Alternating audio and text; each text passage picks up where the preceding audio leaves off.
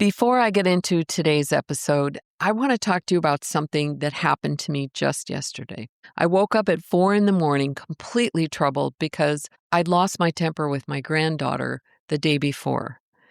I had a full-on meltdown, and the guilt was just sitting really heavy on my chest. And then right around that same time, a note came in from a listener in our grandparenting community. She wrote to share something that happened in her home after a wonderful evening of letting her little girls splash around in the rain. At the end of the day, exhausted, one of the girls accidentally bumped into a piece of furniture.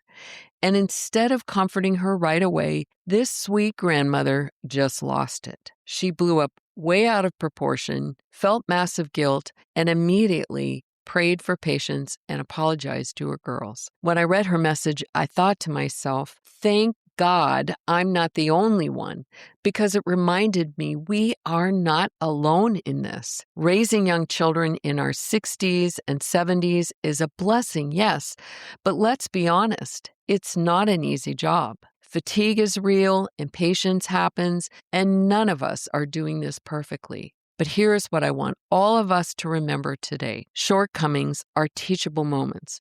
When we go back and apologize to our kids or grandkids, we show them what love, repair, and humanity look like. The 50% rule. A therapist once told me that if you're doing well 50% of the time, you're doing great. Well, as a recovery perfectionist, that's hard for me to digest sometimes, but maybe someone listening needs that permission today. We need each other. Sharing our real messy stories keeps us grounded. It keeps us reaching out for help and reminds us that there is always someone else out there who needs to hear what we're going through. So if you're feeling overwhelmed right now, go check out the resources page on our website. The link is right on the homepage. And print out the 5 C's sheet from Dr. Lindsay Emerson that we discussed in episode 108. Keep it on your fridge, as I do, as a gentle reminder for those high-stress moments. And to our listener who wrote in, thank you. Thank you for your courage. Your story helped me get through my morning today, and I know it's going to help so many other listeners right now. What happens when the system tries to write the ending of your child's story before they've even had a chance to speak? Today's guest, Kate Markland, was mocked in court and told she only had 1 hour a week on FaceTime with her son. She didn't fill that hour with grief. She filled it with a question. Do you want to be the hero of your own story? What followed wasn't just a best-selling book. It was a masterclass in how we, as the invisible CEOs of our families, can use the power of Scribe to help our grandchildren reclaim their identities from the case files that try to define them. Welcome to Grandparents Raising Grandchildren, Nurturing Through Adversity. In this podcast, we will delve deep into the challenges and triumphs of grandparents raising grandchildren. As we navigate the complexities of legal, financial, and emotional support, I invite you to join us on a journey of exploring thoughts, feelings, and beliefs surrounding this growing segment of our society. Drawing from real stories and expert advice, we will explore the nuances of child rearing for children who have experienced trauma and offer valuable resources to guide you through the intricate journey of kinship care. We'll discuss how we can change the course of history by rewriting our grandchildren's future, all within a supportive community that understands the unique joys and struggles. This podcast was made especially for you. Welcome to a community where your voice is heard, your experiences are valued, and your journey is honored.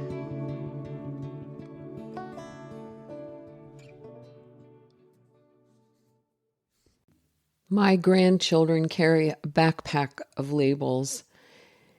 They're told that they're traumatized, behind, abandoned, motherless, fatherless, abnormal. And I realize that as a mother and a grandmother, my first instinct is to manage those labels, to fix the behavior, and to follow the rules. But my conversation with Kate Markland shifted my perspective. She reminded me that the blank page isn't a literacy problem, it's a voice problem. I've been so busy trying to be the director of the mission that I forgot my most powerful role is often just being the scribe, the one who holds the pen while they find the hero inside of themselves. This episode is for every caregiver who is tired of the system writing the narrative and ready to help their grandchild take the pen back. Kate, it's such a pleasure to meet you. And you too, Laura. Thank you very, very much for inviting me. You are so welcome. Your project began because of a court-ordered separation from your son, Gabriel. Tell us a bit about that. Yeah, so when Gabriel was 9, the week before his 10th birthday, he was removed from my care by armed police on the conjecture that I'm an unfit mother. That was December 2023. And since then, on the whole, we've had an hour a week on FaceTime. Wow. I don't have a history of taking drugs, of mental health issues, or alcoholism, or anything like that. What I couldn't take anymore was the abuse I was on the receiving end of. And no one was listening to us. No one was listening to us that I just couldn't take anymore. So I had taken Gabriel to stay with a friend in the north of England just for us to get a break. We just needed to put an end to this. And I'd left letters and I'd left contact details. But instead of conversing with me, a decision had been made to arrange a nationwide police hunt for us. Gabriel's face was given to every police constabulary in the country and my car was tracked. A month later, we're in court and I'd asked for the police to apologise. I asked for the judge to apologise because you don't do this to small children. At that point, I realised the malevolence of what I was up against. I'd also started to read reports. I'd been digging to how am I in this situation? What is going on? How are the state institutions operating like this? And I'd already been threatened that Gabriel had been taken into care. I can't believe what you're hearing. And then I find out this is happening and that there's a high tariff per child's head. There's an industry in stripping children from loving families and competent mothers, selling them into care. It's a business. Private equity, it's in mainstream media, the private equity companies are behind this. So it starts to dawn on me the malevolence I'm up against. Gabriel's father's family are very sort of senior in terms of status. And so I have to ultimately have gratitude, although I don't like our situation, that the state institutions were going to leave Gabriel with his father. So I'm mocked and I'm given an hour a week on FaceTime with Gabriel. And that's pretty well what it's been since. And that's how your journey started. It was at a kitchen table with a laptop and a 1-hour timer, because that's all you had. Visitation schedules, court orders, case files define sometimes our relationships with our children by the wreckage of other people's choices. And they come to us with a backpack full of labels like traumatized or behind. I want to know how you took that hour or that evening at the kitchen table and you moved past managing their behavior, your son's behavior, to helping him become the author of his own life. How do we help children who've been told who they are by the system and finally decide for themselves who they want to be? So I'm mocked. And in the moment of me being mocked in court that you can have an hour a week with your son on FaceTime and basically goodness knows how you're going to speak to a 10-year-old for an hour. Yeah. That moment, I'm thinking I can speak to my son for an hour and you have no idea how much he lacks a story. So yeah, I was traumatized. I knew Gabriel was going to be as well. And I just went into his bedroom and he's always enjoyed oral storytelling. He'd always enjoyed bedtime stories. I'd read to him once he could read himself. And then he would read his own book. If I was too tired, we'd play with story dice or make up stories. As a baby, he just wanted to be read to. And when I could read no more, I'd put on audio CDs. We'd had audio CDs in the car. So he really enjoyed consuming audio stories. And so I knew, I was just we start reading to you. And I just went into his bedroom and picked up a very illustrated copy of a book called Puffin Keeper by Malcolm Opurgo, because he liked pictures in books as well. Just read to him and looked at the pictures and he read and looked at the pictures. And it took the pressure off having to have conversation. And as mothers, we want to soothe our children. That's our first instinct. Make them feel safe and feel connected. I just needed him to know that I loved him. Mhm. I've not ever been restricted in terms of writing to him. So at that point, I was writing to him every day, just like a postcard or drawing a card and posting it. I just needed him to know I loved him. I didn't know what we were going to do, but I just needed him to know I loved him. And then at one point he said, Mum, you don't need to write to me every day anymore. I write to you weekly. Yes, Mum, that's fine. Do you know I love you? Yes, Mum, I know you love me. Right, okay, right. Now you know I love you. We've got that through. Now, don't give up on me, because I knew from a physiotherapist perspective, once somebody's given up, you can't motivate people. You can inspire them, but you can't motivate them. Once somebody's given up on themselves, it's very, very hard to do anything. So I just knew, don't give up, Gabriel. I don't know what we're going to do, but just do not give up. If you don't give up, we'll find a way. I'm sending like skateboarding, and of course, to skateboard, you have to fall off enough times before you learn to stand up, don't you? And I send him key rings with, never, never give up on a skateboard, just to remind him, you learn to skateboard by falling off. Keep going, Gabriel, keep going. So they were the things that I had to instill in the beginning. You absolutely earned no doubt that I love you. And please don't give up. I didn't tell him I don't know what we're going to do, but I just was like, don't give up. We'll find a way if you don't give up. So they were the initial things. And so we're just enjoying reading and looking at pictures. After we finished that book, Gabriel starts reading a book to me that somebody sent him, a boy's invention book. He gets a couple of whiteboards. We just play sort of pen and paper games, hangman, noughts and crosses. And then I got an illustrated copy of Treasure Island, and we read Treasure Island. And of course, the protagonist in Treasure Island is a little boy called Jim. And we're reading it. At this point, I'm still writing to Gabriel every week or sending him a parcel, if it's Valentine's, making some cookies, or Chinese New Year, whatever, sending something about whatever the theme of the week is from the calendar. But I was starting to run out of ideas. So we finished Treasure Island, and the little boy in Treasure Island is called Jim, and I think that's what inspired it. I said, when we'd finished it, should we make up a story where you're the hero?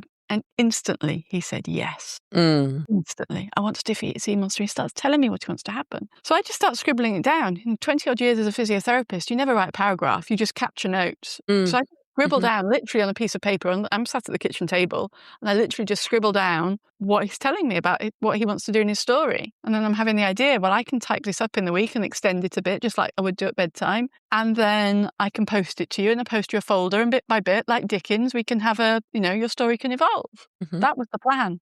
What a great idea. But it didn't quite go like that. No.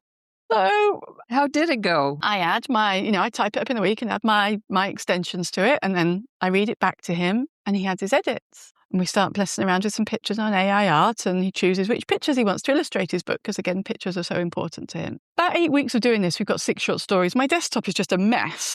Yeah. So I put it all into one Word document, simply so I can see my desktop again.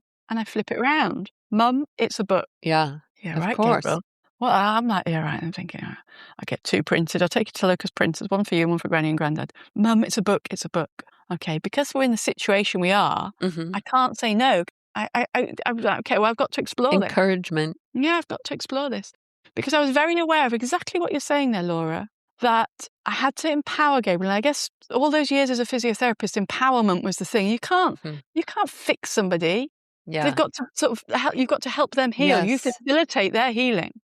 I had to empower him. I had to empower him to be his own person. Of an hour a week, I can't fuss over whether you've done your homework. I can't fuss over whether your football boots are clean. I can't do any of that stuff. I've got to trust you. And I'd say to him again and again, I've got to trust you, Gabriel. And that, more recently he started to ask what that looks like. But really, I've got to trust that you're going to do the best to yourself with whatever opportunity you have. And of course you're going to make mistakes. It's how we all learn. You're a little boy. Your intent is to try your best at everything. And that was very clear, because there was one point I'd realised the social workers, they wanted to do life story work with Gabriel. I'm thinking, I'm not having a social worker tell Gabriel what his life story is. Gabriel can choose his story. Yes. I don't care how fantastical it is. It's his story from his mouth, not one that's been imposed on him. You don't go messing around with somebody else's identity. You let them express their identity.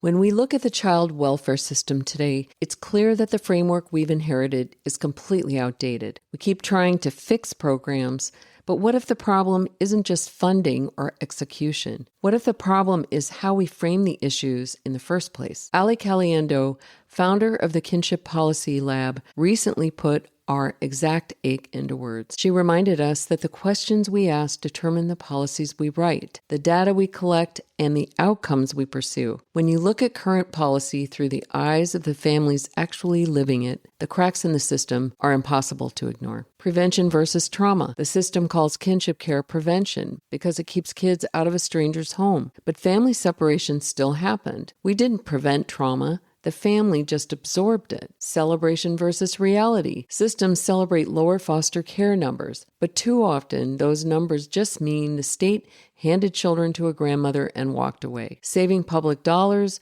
while leaving grandfamilies stranded. Visible versus invisible. A legal loophole shouldn't dictate whether a caregiver gets help to feed, clothe, or enroll a child in school. System versus childhood. The system measures success by a closed case. We measure success by a night without nightmares. This isn't just policy talk. This is real life. Just this week, I got a call from a grandmother in South Carolina who was completely at a loss. She told me there was a tiny bit of support for her grandchild, but absolutely nothing for her. No backup. No relief, no path to long-term stability. Well, her story is the story of millions of caregivers like us across this country. Systems continue to treat relative caregivers like an automatic free cushion for a broken model. Well, it's time to change the narrative. We're changing the questions we ask, shifting the focus from system performance to the quality of childhood, and making sure the voices of grandfamilies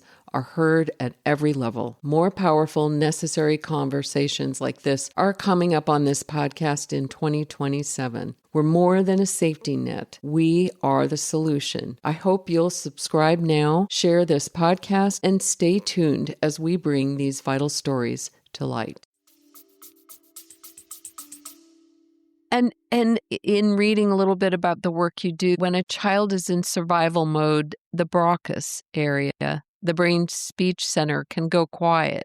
But by writing down exactly what they say without correcting it, that the grandparent or parent in the situation acts as an external processor. So they're moving the child from the fear part of the brain to the creative brain.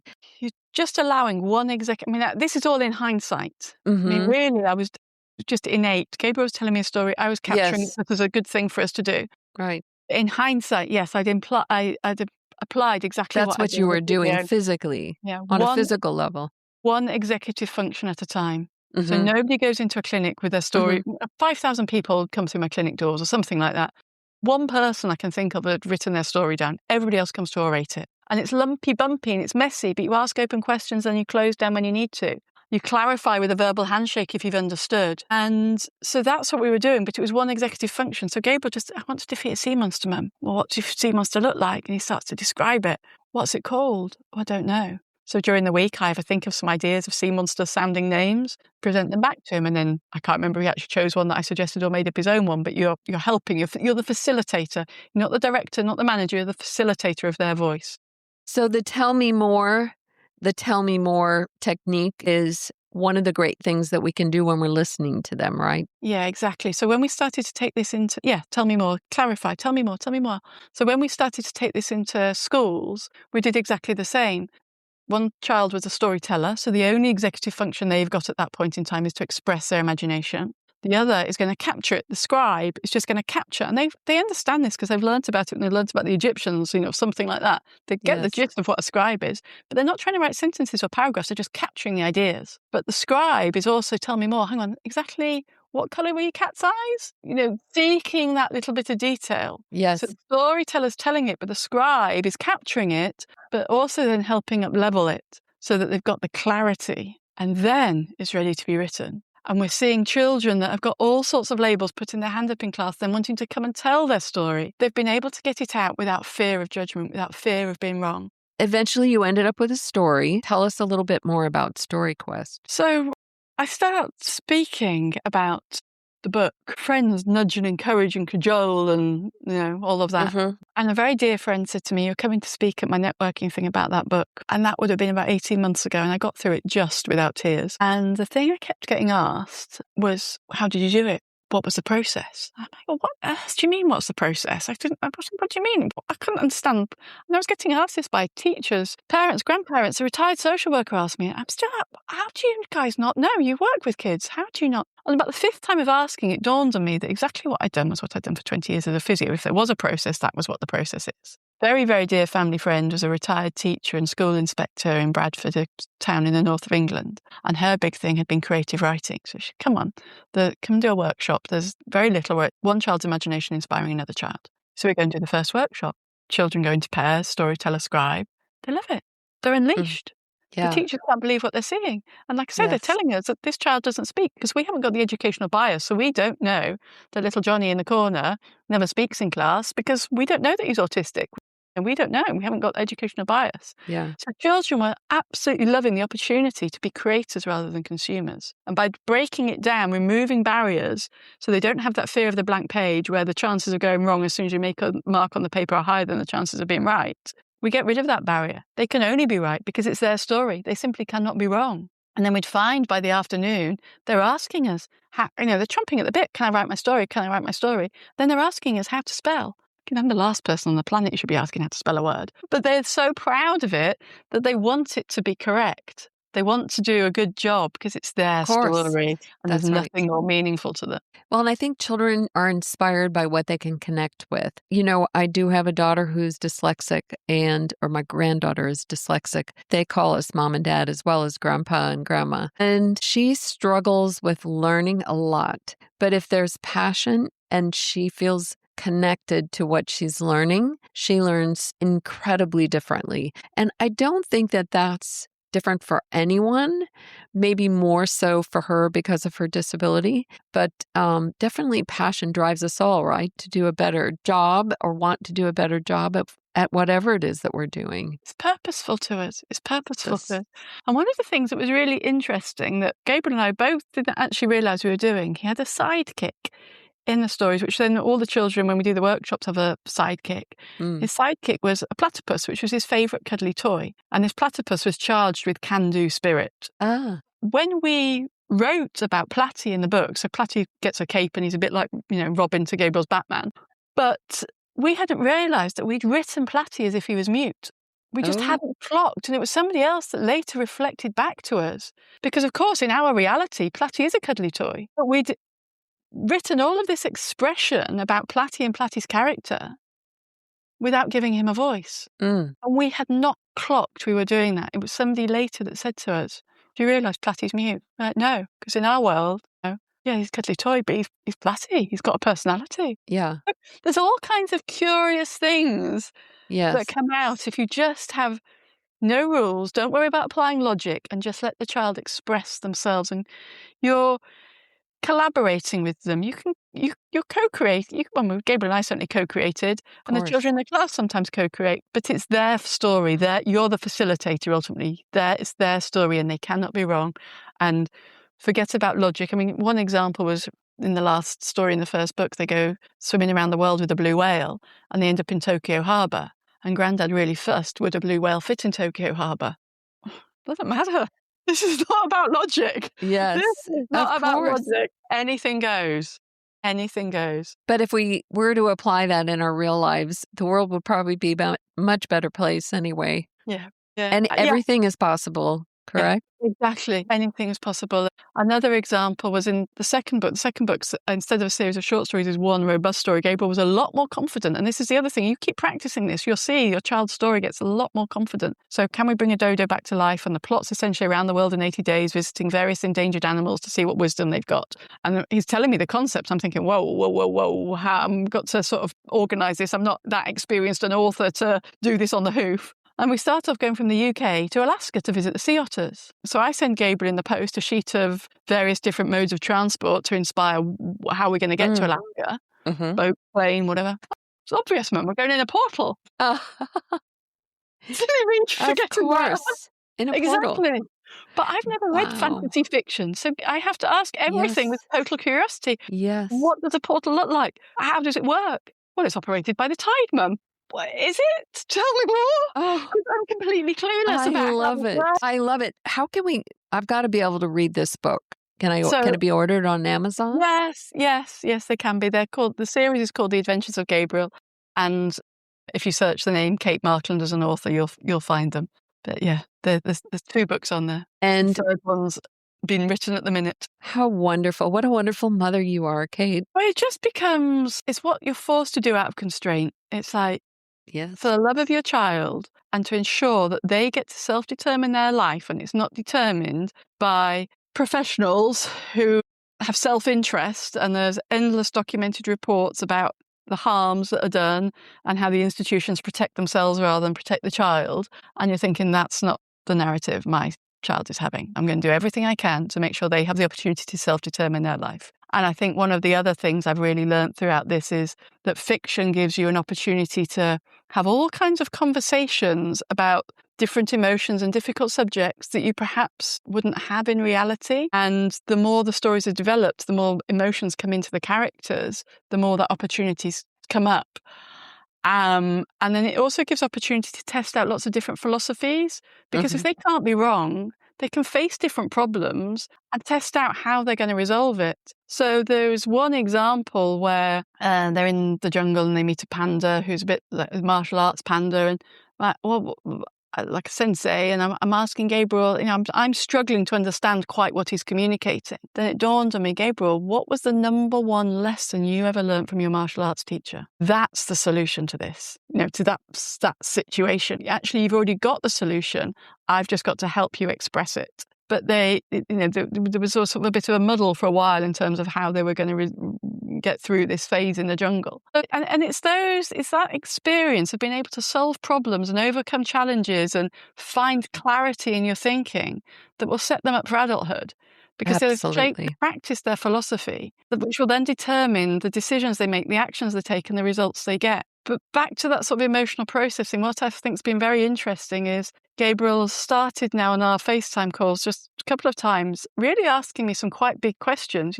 What does it mean to me to trust him? What does that mean to you, Mum? And about a 20-minute conversation we had about trust in our reality. And I don't know that we would have had that conversation if we hadn't done all of this fantasy fiction where, different characters have faced different situations, and some are goodies and some are baddies. So I think it brings about an opportunity or a crossover. Once they've practiced it in fantasy fiction, they're then able to start to articulate bigger topics and be braver with the conversations they're willing to have in reality. It allows them to go to a more introspective part of the brain, which is where true creativity comes from and where we really find our true identities, don't you think? Yes, I do.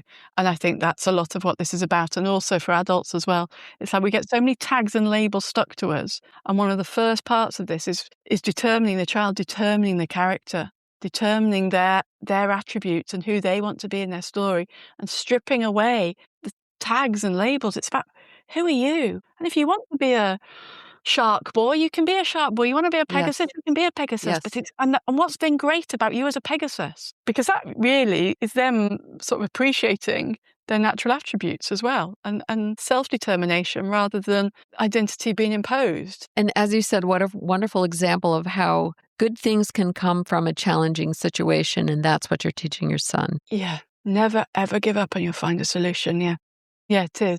And it's been brutal, Laura. It's been absolutely brutal. And it's almost like I couldn't have had this conversation even 6 months ago without probably crying. But the more you go, the more you push through your own fear, and the more confidence you find in yourself, that I also see directly reflected in Gabriel too. So it almost becomes a responsibility to do your absolute best at everything if you want them to be able to do their absolute best at everything, and to face all your fears and all your nightmares. Because if I don't face my nightmares in this, how can I ever expect him to? Yes. And I've experienced that in what I've gone through and what I'm going through now as well. You've got to put your big girl pants on and get out of bed. And I think one of the things, again, which is only reflection in terms of how did I get through it, was every morning I would hear If, the Rudyard Kipling poem. My granddad was a great monologuer. If would recite the first verse every single morning. But then I would also I went back to a paper diary, and I would just write down what was the one thing I had to get done every day. So if I could just win the day, those days in turn stack. And to begin with, it might be just go for a walk or eat dinner. I wouldn't necessarily have cooked it, but just eat. Make sure you've eaten, make sure you've walked. Right. And then bit by bit, those tasks would get a bit more, do your accounts, whatever. But literally, what was the one thing I had to do every day? Because if I could tick that off, I'd then won the day. And then if I get a second or third thing done, great. I also took pressure off myself in terms of sport. I didn't worry about, I couldn't run anymore, but I didn't worry about how far I walked or how far I swam. It's just the fact I'd moved my body for the day. Right, good, tick. So I think if you just have one thing to do to win the day, you can make that happen. Then anything else is a bonus. And bit by bit, those wins stack, and those one things start to get a bit bigger and a bit bigger and a bit bigger. And then you're not going to bed feeling defeated. You're going to bed feeling that you've made some progress. That's a great message. Great message, Kate. I want to speak about one other thing before we go. And I do have 3 questions I ask of all of my interviewees this year that we'll get to. Your personal transition from physiotherapist to whistleblower, which I know you are doing in the case of your son. This is, for many of us, very important who feel that we've been silenced by social services or schools. How do we keep asking, what story do I actually want to tell, even when the system is trying to write the ending for us? Well, I've certainly found it helpful doing this fantasy fiction as well. It's definitely been therapeutic to me too, because then you can, express all kinds of things and you feel positive. There's something positive coming out of it all. But with regards to, there's a lot that you can't say, but there's also a huge amount of the harms in the public domain. There's government reports, white papers about the harms that have been done, universities that have published harms reports, UN harms reports. So what I found was actually a lot of our story I could tell just by writing articles about the harms reports that are already out there. So you're already putting out information that's in the public domain and just making it, look, here in 2020, there's a report about the harms to women and children. Look, here's a report about how social services are failing. In fact, 40% of social workers say they're failing. Or here's a report in the lawyers' media about how lawyers' mental health is worse than the general population's mental health. So you Googled the research that was already out there. Well, I was trying to figure out how on earth was I in this situation because I could just see it was so dystopian. Yeah. What is going on in this process? Yeah. So I just started asking questions and I just would look for the answers. Mm-hmm. And then you would find, and then one article, you'd look at the reference list, it would link to something else. And then you'd find that actually all of these failings and all of these harms are already documented in public harms reports. And then what started to make me mad was we don't need any more white papers on the harms reports. What's happening on the ground just simply needs to change. But there's no accountability and the institutions are then protecting themselves even though they know it's harmful. This is real. And that made you, Kafkaesque. but then that takes you also from feeling like you're a victim to knowing that this is not just in my imagination. I'm not going to just cry about this. I'm going to take ownership of the situation. Yeah, absolutely. And I think very important. Once I started doing that, you start to spot opportunities like Parliament had a request for evidence. I'm going to put a report in for that. And Social Work England had a request for evidence into their own investigation. Because once you've started to read all of this and document it, once you've put in your own report of evidence, well, it was only an amendment of that submission to Parliament that I could then send to the Justice Committee or I could then send to Social Work England. So, and certainly the report I put into Parliament, 70-80% of it, I was handing them back their own dirty laundry. You already know this is harmful. You already know it. But then it starts to become really ironic. So you've accepted my evidence nationally that the courts are harmful, and you've concluded that the courts are harmful nationally. But yet locally, I'm an unfit mother. Yeah. Right. You start to feel empowered that actually you're exposing the complete and utter contradiction and irony in the system. And that then, again, gives you confidence and it enables you to answer your child's questions about how am I in this situation. It's so important to feel empowered. Well, the 3 questions I have for you, one is a systematic question, one is a taboo question, and the other one is a policy question. And I know you're in another country, but perhaps you can look at it from a global standpoint. You've challenged institutions directly. Our legal systems often treat a child's voice as an afterthought until harm has already happened. How does this reactive system force us as parents and grandparents to work twice as hard to keep a child's spirit whole? I think the only solution that I've come to the conclusion of this is that we have to empower children. Our only way, when we're living in such dystopia, the only option is to empower children. And it's really little things, right from when they're tots, that they can do their own shoes on, put their own jacket on. It's really small things that they participate in cooking tea, that when you get a train, you show them how to know which train they're getting on, which platform they're getting on. It's really simple little things, but it's just constantly a process of empowerment. In the UK, we'd call it the nanny state, where the state is the parent. No, we've got to do it the other way around and make sure the child is empowered and they know that they are their own person. I think that's a really option. Great point. Great answer. And the taboo question I have for you is, why do you think it's so hard for adults teachers, social workers, even parents and grandparents to stop correcting a child's story? Because they've got to unlearn what they learnt in school too. They've got to just do the unlearning as well. Do you think it's like a hidden fear that if we give the kids total creative freedom that we'll lose our ability to manage them? I hadn't thought of it like that. I was thinking it's just the unlearning of your own schooling. Well, it always comes back to fear, right? Maybe. Of Yeah. some sort. So maybe that's a question for each person to ask themselves when they catch What are we themselves afraid doing of? it. Why? Why? Yeah. And the policy question I have for you is, if you were CEO of the world, we'll just say of the world, and you could implement one story quest protocol in every family court and social service agency tomorrow, what would it be to ensure a child's story is never overwritten by a case file? First of all, I'd close the family courts. So they're not fit for purpose. I'd just close them. And then with regards to social workers or social intervention, it's the verbal handshake, listening and then clarifying. That's the thing that I was horrified, is that social workers supposedly listen to your story, supposedly listen to your child's story, but then suddenly there's no verbal handshake to check they've understood your perception, to check what the intent is. And then suddenly you're reading back what they've written and it's like, whoa, this is not okay. So I don't think there will be a removal. They might not be called social workers, but if we close the family courts, there's still going to be moments in time where social intervention or assistance is required. Mm-hmm. And I think the intent behind that needs to be far less malevolent.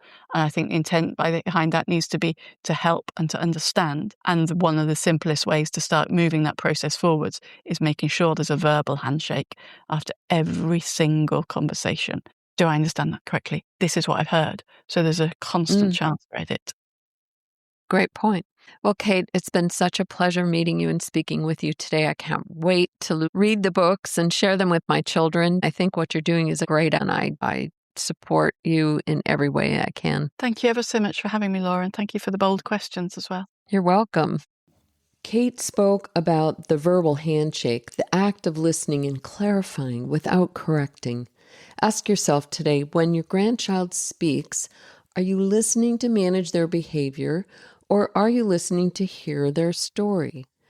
I challenge you this week to sit down with a piece of paper, ask one simple question, tell me more, and write down exactly what they say. No corrections, no logic, just their voice.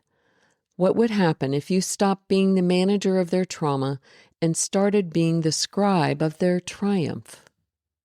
Join us next week for episode 126 with Dr. Cristal Badour. Dr. Badour is a translator. After a decade as a high-level federally funded researcher at the University of Kentucky, she realized the best science was trapped behind paywalls, while families in Appalachian Kentucky, a region with some of the highest concentrations of kinship care, were starving for practical tools. This episode isn't just about surviving trauma, it's about the executive audit of recovery. We're moving past the shame of substance use and sleep deprivation and looking at the biological and psychological infrastructure required to build a sanctuary. You won't want to miss this masterclass in evidence-based healing. The mission continues. We are 2.7 million strong, still nurturing and still here. We're moving past the case files, reclaiming the hero's journey, and finding our voices when the institutions have tried to silence them. Your grandchild's story is the most important asset on the balance sheet, and you are the one holding the pen. Keep nurturing, keep leading, and I'll see you in the next boardroom. I recently received an email from a listener named Laurel. At 61, Laurel and her husband, who's navigating his own health challenges, are now raising their grandson after a series of unimaginable losses. In 2022, they lost their son to a fentanyl overdose. Then just a year ago, they lost their daughter the same way. The morning after, they'd stayed up late together planning her son's 3rd birthday party. Laurel told me that she lives one day at a time. She's dealing with the financial strain of using her 401k to survive, the physical toll of caregiving, and the emotional weight of what ifs. But she also said something that I want everyone listening to hear. She said that just telling her story to people who can relate is refreshing. That's exactly why we do this. Whether you're navigating addiction in your family, raising a grandchild you didn't expect to be raising, or just trying to find your footing after a loss, we need to hear your story. There's always someone else out there who needs to hear that they aren't the only one. Your experience is a lifeline for someone else. So if you have a story to share, or if you're looking for that community Laurel found, please join our Facebook group or sign up for our newsletter on our website at grandparents-raising-grandchildren.org. Let's keep relating, and let's make sure no one walks this path in silence. Thank you, Laurel, for your courage to share your story with others.